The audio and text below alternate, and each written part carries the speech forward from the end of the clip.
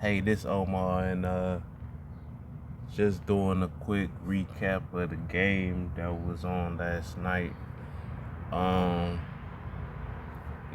overall it was a hard game to watch. You know what I'm saying? It wasn't. I guess if you were Colts, it was a Colts fan, it was cool. You know what I'm saying? It was a ton of defense, and it was yeah, just hella defense out there. You know what I'm saying? Uh, Denver's offense is still like everybody, all the platforms is saying like, they don't really have an identity, and you could kind of tell because you know um they ran the ball. For a total of 125 yards, which was solid. You know what I'm saying? Melvin Gordon, he had 15 carries for 54 yards, and he had a 17 yarder that was the longest one. Mike Boone had 7 for 38, and Wilson chimed in with 4 for 22. So they had a solid running attack last night. They probably should have committed more to it, but 28 attempts for 125.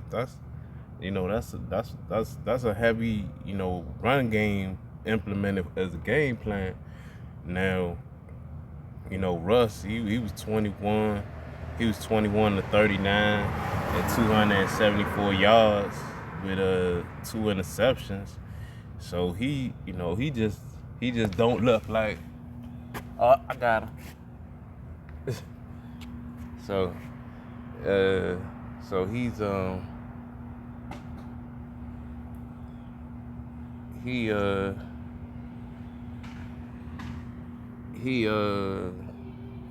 man, damn, I lost my train of thought. But he just been struggling. I mean, aside from the Oakland game that he had the other day on Sunday, he ain't really meshing with this offense so far. I don't know whether the coach don't know what the hell he doing, because you looking at the pieces. I mean, he had a slight drop down as far as I think Metcalf and Lockett is better than Sutton and Judy. So his tight ends. His tight ends is kind of pretty solid. I like to do. Saubert. He's all right. He had 7 targets for five receptions, 36 yards.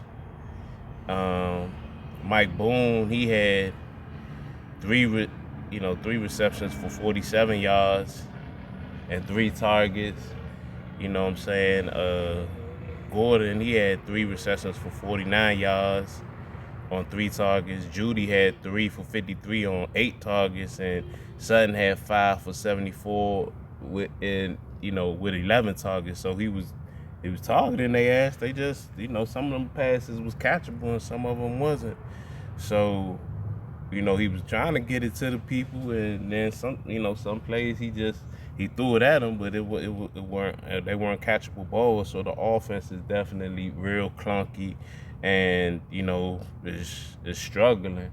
You know what I'm saying? Like real bad. So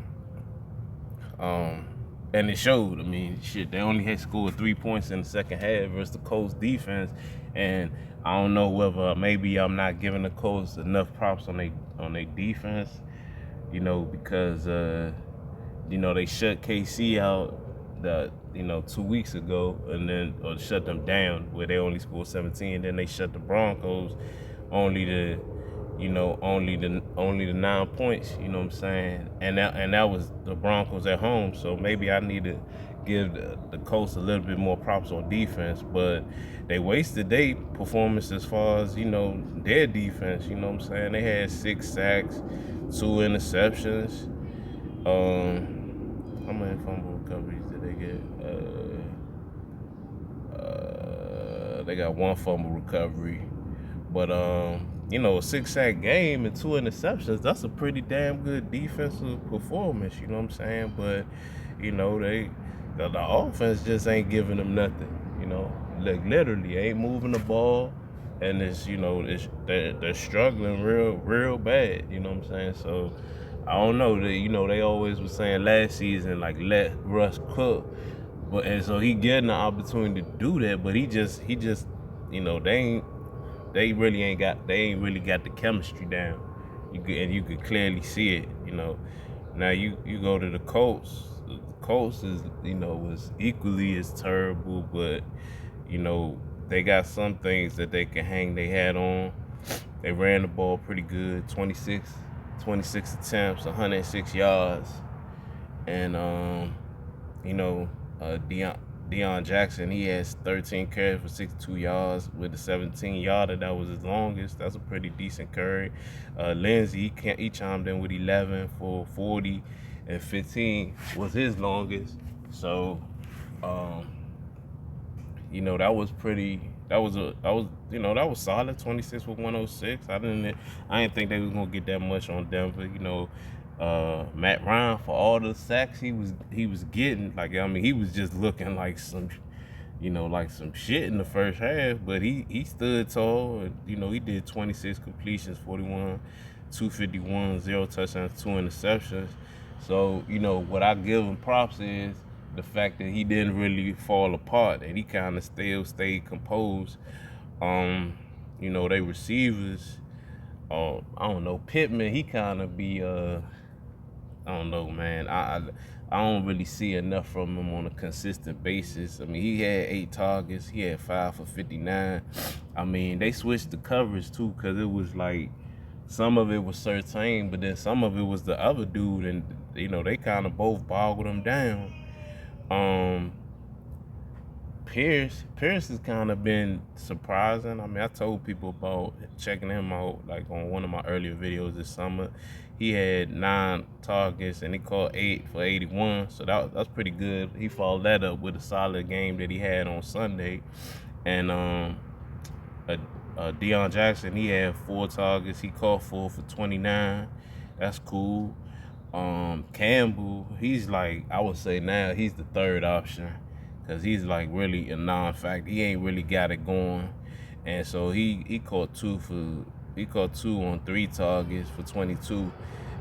What I was surprised about is the tight end involvement. They for Grayson, Alley Cox, and Woods, they some solid tight ends, and if Matt Ryan can't really push the ball down the field like he used to, then his next best bet should be to get them tight ends involved each week, because all 3 of them kind of can get some mismatches on the backers and the safeties depending on who they play. So I was kind of surprised that they didn't involve them more. Grayson did the best out of all of them. He had 3 targets and only caught 1 for 16.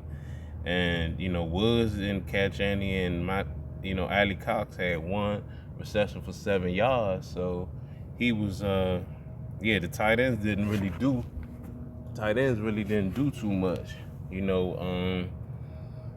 but I mean, a lot of that had to do with Denver's defense. It was real solid. Like, if he did have a chance to pass the ball, the left tackle, he was getting abused from I just know it was number 56 for most of the night. Then it was some other dude. They all was eating off dude. But they defense, surprised me. They got 4 sacks out there. Buckner still doing this thing. He had 2. Najee Kawi, I think I jacked his name up, but he had a sack and a half, and then he had the other young dude, his name is Onde Yingbo. He chimed in with I think a half a sack and whatnot. So they was getting at Wilson, surprisingly hitting them, getting some QB pressures you didn't expect them to get. I think a sneaky pick that they got was Gilmore. Gilmore on the other side of Kenny Moore. Those are some solid corners right there. You know what I'm saying? And he got a key interception in the second half, and then you also had Rodney Thomas as well. Rodney Thomas made a play for them, And so, their secondary is, like I said, they whole overall defense.